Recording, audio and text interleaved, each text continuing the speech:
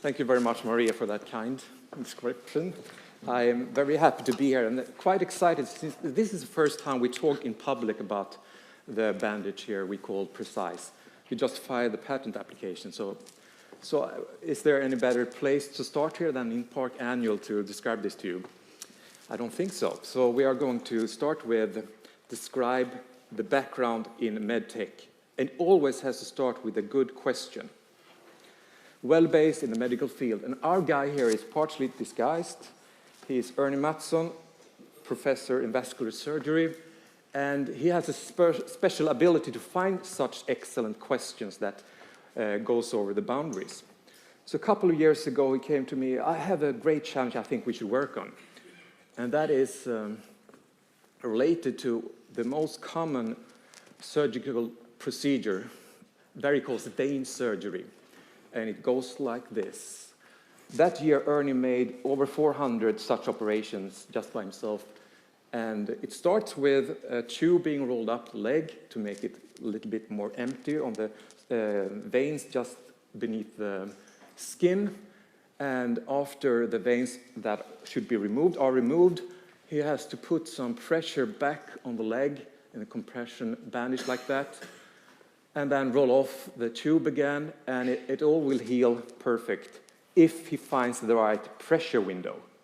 So if the pressure he puts there is low, the leg will be bruised, there will be a lot of pain, prolonged healing process. If the pressure, on the other hand, is too high, there will be a tickling, painful feeling in your toes, and then we have some blue toes here, and he has to loosen the bandage, and you will have a similar picture as before.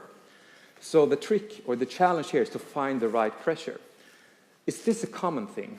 So we went through the literature in chronological order and started with this.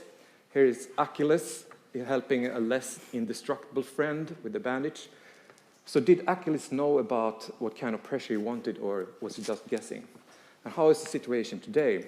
So we went to the very best of the best here. This is a group of 21 highly experienced nurses from a dermatology clinic. They do compression bandages all day long, and 70% of them have done that for over 10 years. And they were given the task to find a pressure between 20 and 40 millimeters of mercury, which is kind of a wide segment here to actually have the goal. But as you can see here from the blue, there is a wide variance, and after the training, the red bars here is even wider. So it's a great variance, hard to find even among the very best and most experienced nurses. So why is that? What can we have for explanation? So let us do an analog here. And suppose you are a nurse at an ER unit, and your doctor comes running at you. Nurse, please give the patient some insulin. Okay, yes. How much should I give him? You know, just the right amount. Not too much, not too little. You'll learn by time. Okay, I'll try. Wouldn't you prefer to have this situation with a syringe looking like that? Nurse, please give this patient 1 millimeter of insulin. Right away, doctor. So we were aiming for a solution where we could aid the applicant to find that precise pressure. That is what we have done here. And also added an extra condition. We would like to do the solution as simple as possible. And in retrospect, I think that has to do with my mathematical background, where we not only looking for solutions, but as simple as possible. And so we were trying to find a smart textile.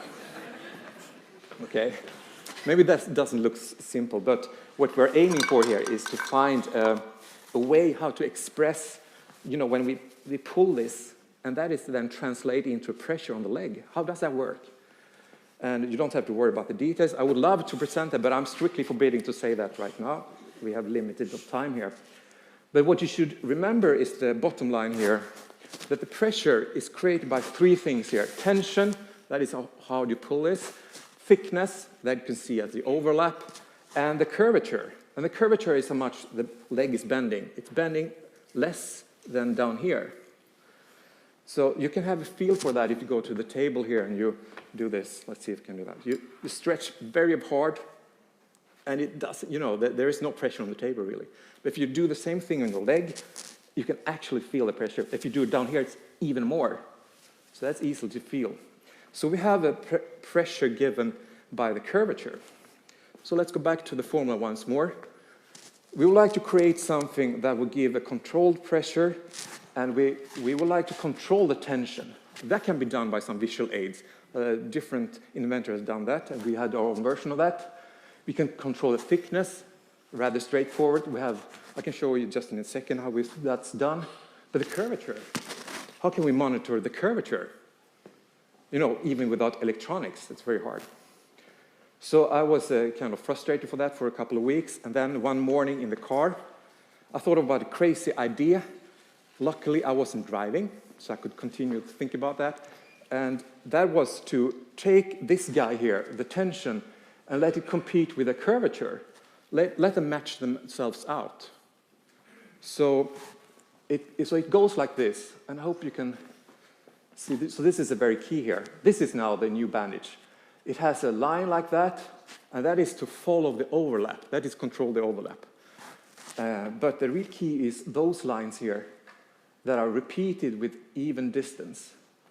And you try to, as Josefin is doing here now, you try to match the next line on top of the other, like that. You see that?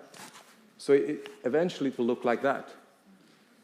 So that means you put the same amount of textile for every turn. Okay? Very simple. So that means you stretch more up here. You know, it's a thicker part. You have to stretch more, meaning that the tension goes up. More stretch, more tension. Okay, that goes up. But as we said before, you know, at the big, thick part of the leg, the curvature is less. So that guy goes down. So two competing things goes against each other. So the question is, can you do that precise? And since I wasn't driving and there was a big line, I could take an envelope and we tried to work that out. And you can formulate it in a formula, but I don't do that now. But instead we have a curve here. So this is a way of taking the tension and compare that to the extraction. And that is usually called the elasticity property. So we have the relative stretch here and the force up here. But we also divide by the width of the bandage and the relative stretch. That means that there is a kind of unusual elasticity property, but what we are looking for is a condition where we have a material having a flat and long horizontal line like that in the property. So that would give us a situation over that relative stretch where it doesn't matter what kind of radii you have on your leg, you will get the same pressure. But at that time, it was just kind of an idea. There was no material. We didn't have any clue. And I thought maybe this is just, you know, a hopeful dream that will never come true. So we went out to buy as much of these elastic bandages we could find and put them in a diagram. And these are the three best ones. It didn't look promising at all. But then we tested something else. And here is a very good guy. This is latex, natural rubber. It worked much better, as you can see, that curve here. Still not, I mean, very good, but it's much better on the right track. But it's a very bad bandage. And it's also forbidden to use latex in the most hospitals. So we were in deep trouble. We were in great need of some expert help. So we turned east to Mecca of textiles, Borås, and smart textiles, where Josefin worked at that time before we snatched her to be our project leader. Thank you, Torbjörn. Okay, as you can understand, this was not an easy task to solve, to create this fantastic material that we were looking for. So we tried out lots of different techniques and materials in order to find the right material that we were looking for. And by combining the right type of textile construction together with elastic threads with a very specific elasticity, we were able to develop a very unique bandage material that you can see in this graph. And as you also can see, it's even better than the latex film. Okay, so what does this mean? We have verified the elasticity of the material in this diagram, but what about the actual obtained pressure from the bandage? Well, by using a pressure measurement device, we can monitor the pressure that the bandage gives. And by placing different sensors, we can also measure the pressure on different circumferences on the leg. Do you remember this picture showing how big the variance is between different bandage appliers? In a small pilot study that we just conducted, where we were using 3 bandages, one of them PressCise, 2 of them the best ones that you could see on the market, and letting 2 different persons apply a bandage on a leg with the pressure sensors, as you could see in the picture before, we got quite amazing result, as you can see here, showing that we can really create a well-defined pressure using PressCise. Still, that's quite a big step between 20 and 40 millimeters of mercury. What about if we narrow the scale down a bit, like this? It's still around 35 millimeters of mercury. So what do we actually offer then? Well, it's not a bandage with 35 millimeters of mercury. You choose that. We offer a well-defined pressure. So invariant of what leg it is, or who does the bandaging, or the circumference of the leg, you get a consistency in the treatment. And with that consistency in treatment, you can also evaluate the treatment in order to give the right treatment to future patients. So who will benefit from this then? Well, by giving the right treatment from the beginning, you will save time, and you will also shorten hospital visits, and there will be less need for rebandaging. The personnel will feel more secure, as they don't have to rely on their knowledge or long experience, or the feedback from the patients, telling them if it's too hard or loose. And of course, the patient, they will also feel more secure, especially within the elderly care, where a lot of the caregivers have none or only a brief medical education. Okay, so Torbjörn started talking about the problem with varicose vein surgery and varicose veins, where about 30% of the population suffer or will suffer from varicose veins, which is a huge problem. But there is also lots of different medical conditions, such as venous leg ulcers, where compression treatment is crucial for the healing process.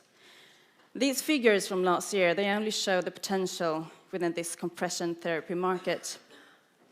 And that is within the medical segment. So what about additional ones?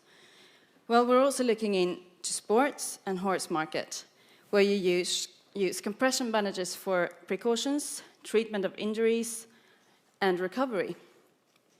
And I can just guess, but I think that's only a few of you in this room that can talk to horses and able to get feedback on how hard you apply the bandage. Okay, so you're back in the room now, emergency room, and you're the nurse. And the doctor comes running at you once more. Nurse, please give the patient a compression treatment of 35 millimeters of mercury. Of course, doc, I will do that right away. So we have this unit here, and we are now in the process after this little pilot study to conduct a clinical study to look at the properties and the invariances of this product. And we'd like to thank the sponsors, of course, and we thank you for your attention. And please come back to us if you have questions.